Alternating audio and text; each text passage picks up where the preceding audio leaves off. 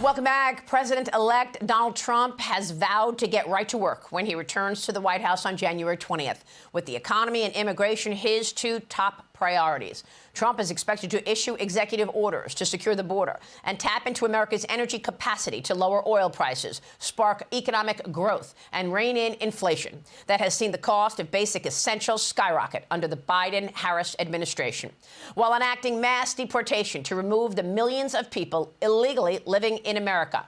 Joining me now are former acting ICE Director Tom Homan and Key Square Capital Management CEO and founder Scott Bessent. Gentlemen, great to have you both with us. We so appreciate the both of you.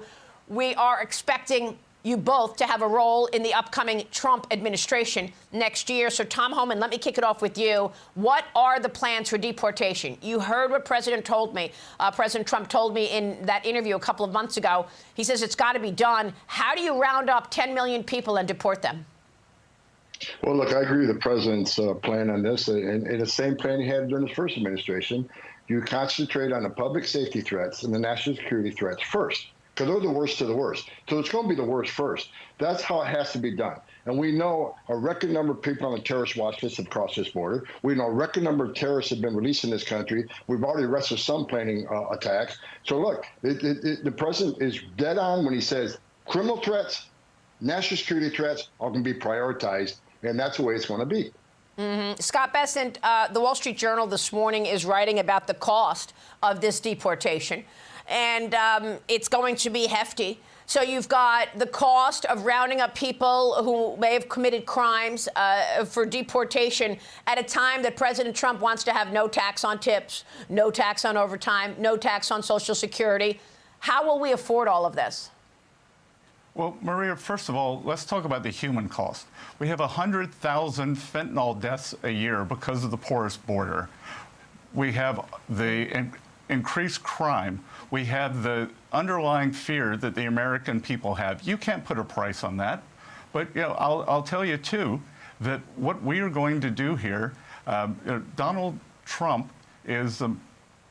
has staged the biggest political comeback in history, and I think that we are on the verge of a golden age in the economy for the next 4 years, where we can have a growth agenda, where we deregulate, get energy prices down, and get interest rates down, and that will drive growth like we have not seen for years. And the cost of this deportation will be a rounding error, but I keep going back to the human cost, and you can't put a price on that. Well, one of the things that he has said he wants to do is re-implement his Remain in Mexico policy. Tom, tell me about that. That requires asylum seekers to stay in Mexico while their cases are processed. Your thoughts on how important that will be? And again, same question for you, the cost of deportation.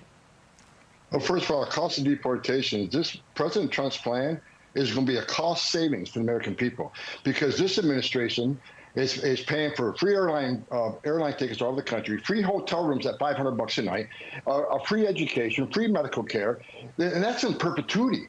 What President Trump's plan is going to do is, over time, is going to save the taxpayers money and put an end to this foolishness. They're paying $500 a night for a hotel room in New York City. Meanwhile, there's empty ICE beds at $127 a night. So President Trump's plan is going to save the taxpayers money over time. And as far as the Remain in Mexico program, look, I worked for 6 presidents, starting with Ronald Reagan. Every president I worked for took steps to try to secure the border. No one did more than President Trump. Okay, his success was unprecedented. And when he came up with the Remain in Mexico program, that was an outstanding idea, because that stopped people from coming. People are going to still claim asylum, but they're going to wait in Mexico. But once the word got out that they weren't going to be released, they stopped coming. When they stopped coming, women aren't being raped by the cartels. Children aren't drowning in the river. The cartels aren't making money. So President Trump's policy to Remain in Mexico, not only a game changer, moved it to an historic low on illegal immigration, it saved thousands of lives. Well, I mean, look, practically speaking, who's going to do it? Are you envisioning military troops throughout the country rounding people up? Tell me how it's going to be done in a practical sense. First of all, I want to make one thing clear. I read a piece this morning, I think Daily Caller, somebody said, Tom Homan says the military is going to go out rounding up and arresting illegal aliens. Never said that. Never said that in my entire life or in my career. So that was a ridiculous thing I just read in the paper this morning. It's going to be a well-targeted, planned operation conducted, led by the men of ICE. The men and women of ICE do this daily. They're good at it. They're all got Fourth Amendment training. They know they can and cannot do legally. And it's a well-targeted. When we go out there, we're going to know who we're looking for. We most likely know where they're going to be, and this will be done in a humane manner. I keep reading these stories about concentration camps. ICE has the highest detention standards in the industry. And so these people will be well taken care of. It will be a humane operation, but it's a necessary mass deportation operation. Scott Bessent, are tariffs going to pay for this partly? How worried are you about this uproar over strategic tariffs, is how President Trump has stated it? Well, Maria, first of all, to go back to Tom's point, I think in a Trump 2.0, you are going to see an all-of-government coordination like you have never seen before. Everyone in the administration is going to be aligned, just as you saw with Senator Rick Scott. So, I think that there will be a lot of voluntary deportations. I've been working on a plan for financial deportation that could restrict the flow of funds in terms of remittances. And so I think this is going to be an all-government effort.